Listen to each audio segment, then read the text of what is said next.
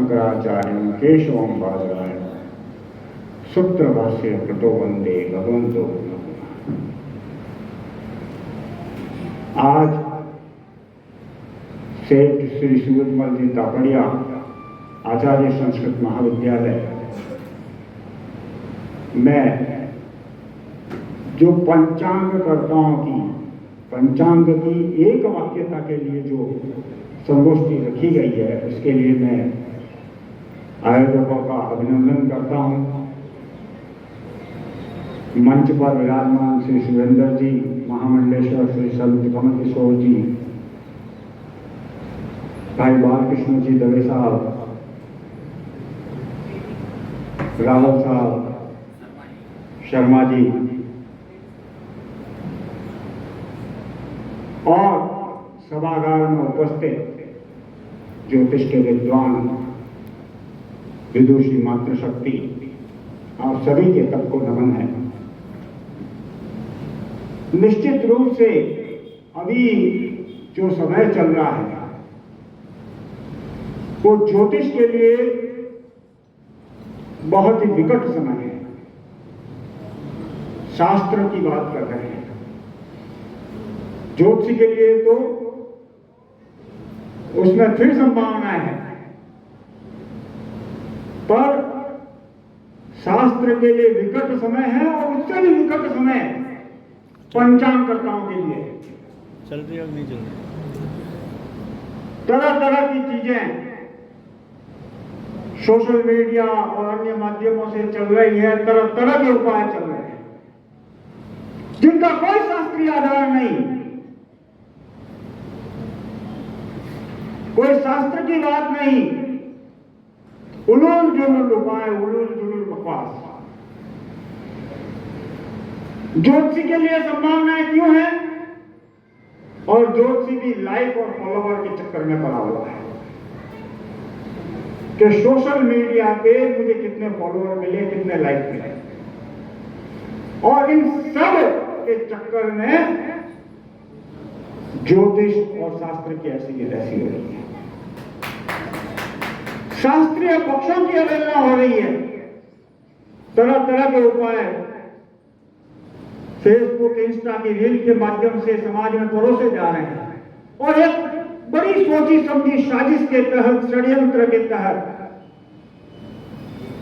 Switch word आ गए हैं। Mobile technology आ रही है। मैं देखता हूं कई लोगों के मोबाइल नंबर रात उन्होंने बदल दिया कि शायद कहीं से कोई भाग्य उन्नति हो जाए। व्यक्ति रातों रात चमत्कार की चाह में पड़ा हुआ है। उसे कल कुछ नहीं चाहिए, आज भी कुछ नहीं चाहिए, अभी चाहिए, और इस अभी के चक्कर में वो कभी नहीं मिल पाएगा। ज्योतिष साधना का विषय है और उसमें तरह तरह के स्विच वर्ड की रीलें में देखता हूं। कोई कह रहे हैं नॉकटुर्ना कर लो, कोई कह रहे हैं कि इस प्रकार का उपाय कर लो, ये स्विच वर्ड है, इससे लक्ष्मी आ जाएगी। हम क्यों शास्त्र की मर्यादाओं की अवहेलना कर रहे हैं? क्यों श्री सूक्त को भूल गए? क्यों वैदिक उपायों को भूल गए? और पंचांगकर्ताओं के लिए तो उससे भी मुश्किल समय है, क्योंकि रोज फेसबुक, व्हाट्सएप पे सुबह सुबह प्रातः काल में 5 बजे किसी न किसी ग्रुप में पंचांग आता है और वो पंचांग धके खाता नाम परिवर्तन के साथ कहां किस किस ग्रुपों में रमन करता। तो जो पंचांग की हार्ड कॉपी है उसकी उपयोगिता कहां गई? और वो फॉरवर्डेड जो ज्ञान है वो आपको जूठन किस माध्यम से, किस तरीके से खिलाई जा रही है, ये भी एक विचारणीय विषय है।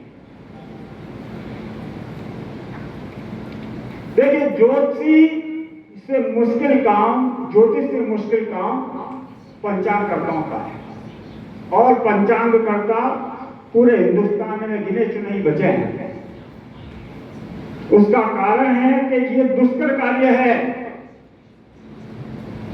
और ये फलवती विद्या नहीं है। जो सिद्धांत ज्योतिष है वो फलवती विद्या नहीं है। आप फलित कर दो, अभी जजमान के जेब में हाथ जाएगा, पैसा निकलेगा बाहर। लेकिन आप गणना कर दो, उससे उस जजमान को कोई मतलब नहीं है। आप उसको बताओ कि तेरे कुंडली में ये योग है और इसका ये फल है, परंतु गणना का आधार या फल का आधार जो है वो पंचांग है। आप फल कैसे करोगे? जब सिद्धांत ज्योतिष की उपासना नहीं होगी तो फलित ज्योतिष की उपासना कैसे सिद्ध होगी? और कैसे इंटरनेट के ज्ञान को बचा पाओगे जिसका कोई आधार नहीं है, कोई शास्त्रीय आधार नहीं, कोई वैज्ञानिक आधार नहीं है? इस तरह के उपाय निश्चित रूप से पंचांगकर्ताओं के कंधों पे बहुत बड़ा दायित्व है, क्योंकि मैंने कहा कि ये सिंह जो है वो भारत में अब बहुत गिने चुने रहे हैं और सिंहों का संरक्षण करने के लिए भारत सरकार भी कई प्रकार की योजनाएं बनाती है। भेड़े तो खूब मिल जाएगी आपको, बकरियां खूब मिल जाएगी, जो दिशाहीन बिल्कुल एक के पीछे पीछे सब चल रही है। एक ने रीढ़ एक पे बना दी, दूसरे ने भी उस पर ठोक दी, तीसरे ने ठोक दी, चौथे ने ठोक दी, पर उनका आधार जो है वो सिद्धांत ज्योतिष की उपासना में जो पंचांग करता लगे हुए हैं, उनका कार्य बहुत महत्वपूर्ण है। क्योंकि ये संगोष्ठी पंचांगकर्ताओं पर रखी गई और मैं भी सौभाग्य से पंचांग करता हूँ। श्री चंद्रमार्कन पंचांग पिछले 26 वर्षों से आपकी सेवा में प्रस्तुत होता है। एक बार एक राजा और एक विद्वान के बीच में बहस, तो विद्वान ने कहा स्वदेशी पूज्यते राजा विद्वान सर्वत्र पूज्यते। ये राजा तेरी पूजा जो है वो तो इस देश में ही है। विद्वान सर्वत्र पूज्यते, मैं कहीं भी चला जाऊंगा इस सबसे तो पूजा होगी। राजा को बड़ा क्रोध है, इसने कहा प्रमाणित कर, नहीं तो अभी तत्काल तुझे सजा दूंगा। विद्वान ने कहा ऐसा है कि आप अगर पड़ोस के देश में चले जाएं तो तुरंत आपका वध कर लिया जाएगा, तुरंत आपके साथ अनहोनी हो जाएगी। और मैं अगर पड़ोस के देश में चला जाऊं तो मेरा उतना ही आदर सम्मान होगा कि पंडित साहब आ गए, महाराज आई गया।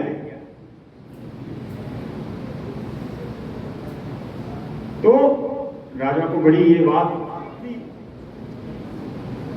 उसने कहा ठीक है, मैं पड़ोस के राज्य में चला जाता हूं तो मेरा वध किया जा सकता है। तो राज चक्रवर्ती सम्राट है, वो तो पूरी पृथ्वी पर उसका शासन है, वो कहीं भी चला जाता है, समस्त भूलोक पर उसका आदर सम्मान होगा। तो वो राजा चक्रवर्ती सम्राट के पास वो विद्वान को लेके गया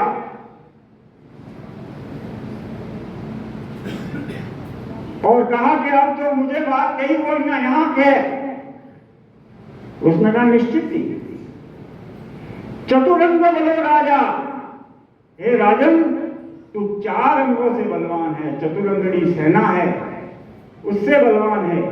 चतुरंग बलो राजा जगती वशमान है, तूने इन 4 अंगों से जगत को वश में कर रखा है, भयभीत कर रखा है, और भय से लोग तेरा आदर सम्मान करते हैं। अहम पंचांग बलवान, मैं 5 अंगों से बलवान हूं, आकाशम वशमान है, और मेरा शासन जो है वो आकाश पे है। सूर्योदय सूर्यास्त कब होगा, कब ग्रहण लगेगा, कब कौन सा ग्रह अस्त होगा, कौन सा ग्रह वक्री होगा, कौन सा ग्रह मार्गी होगा। तो निश्चित रूप से वो 4 अंगों से बलवान है जो 5 अंकों में उससे बलवान है, उसमें बड़ा कौन है? 5 अंकों से बलवान हो। और तेरा शासन भूमंडल में, मेरा ब्रह्मांड पर। तो निश्चित रूप से पंचांगकर्ताओं को यह चीज समझनी पड़ेगी। और एक बहुत बड़ी समस्या अभी पिछले कुछ दिनों से आ रही है कि पंचांगों में एक वाक्यता का अभाव है। अभी इस वर्ष जो दीपावली आएगी, अगले वर्ष की दीपावली में भी मतभेद है। और ये मतभेद किस प्रकार से समाप्त हो, इसके लिए सभी पंचांगकर्ता एकजुट भी हैं और विभिन्न तरीकों से प्रयास भी किए जा रहे हैं, क्योंकि इसमें फिर परिपाटियों का भेद भी है। अक्षांश रेखांश तो है ही है, लेकिन अभी ये मान के चलें कि 10 वर्ष तक, आगामी 10 वर्ष तक पंचांगों में एक वाक्यता का अभाव निश्चित रूप से रहने वाला है। क्योंकि जो तिथियों के गुप्त भोग्य में जो अंतर आ रहा है वहां, और दूसरा इंटरनेट ने बेड़ा गर्क कर दिया है। उसके दुष्परिणाम भी आ रहे हैं, समाज में भी आ रहे हैं, ज्योतिषियों के सामने भी आ रहे हैं।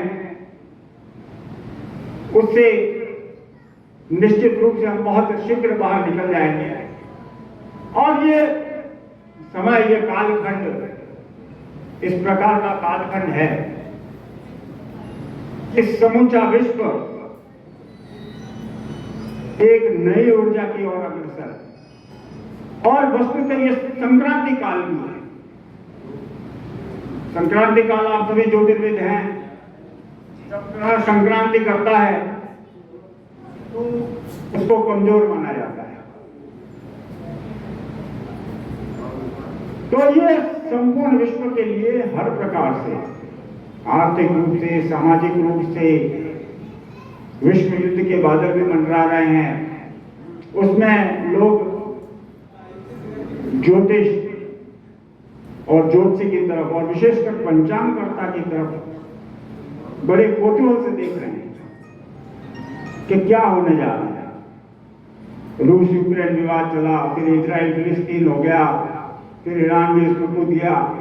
तो इस प्रकार की जो विश्व युद्ध के बादल इस वर्ष, क्योंकि पंचांग में एक विषय और चलता है देवत्व की दृष्टि में, संसार चक्र, और लगभग सभी पंचांगकर्ता देश काल और परिस्थिति के विषय में विचार करते हैं, मेलनीय ज्योतिष के विषय में विचार करते हैं।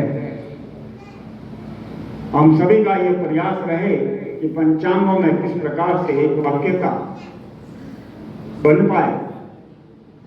इसके लिए सभी पंचांगकर्ता एकजुट बनकर आगे बढ़े।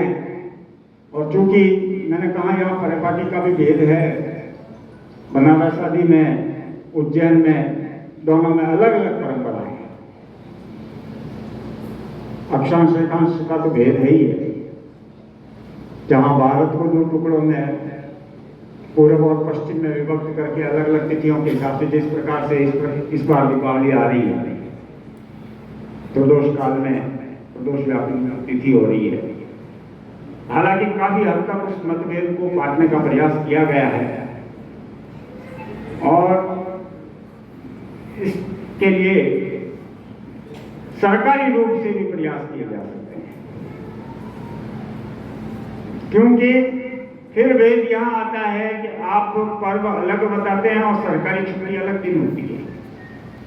हालांकि सरकार का इसमें ज्यादा योगदान नहीं है, और सांस्कृतिक मंत्रालय जो है, जो भारत का बजट निर्धारित करता है और छुट्टियों की घोषणा इत्यादि करता है, वहां पंचांगकर्ताओं का अभाव है।